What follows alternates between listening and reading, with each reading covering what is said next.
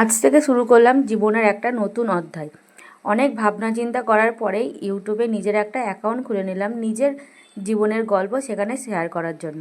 তো আজকে দুপুরবেলা রান্না করেছিলাম আলু সেদ্ধ, পেঁপে সেদ্ধ আর বেসনের বড়া। কারণ তারপরে বিকালবেলা একটু গিয়েছিলাম বাজারে, বাজার থেকে কিছু ফল কিনে নিয়ে এসেছিলাম, সেইগুলোই কেটে দুজনে খেয়ে নিয়েছিলাম। তারপরে রাতের রান্না শুরু করেছিলাম। রাতের রান্না আজকে করেছিলাম আলুর তরকারি আর রুটি, আর তার সঙ্গে দুধ।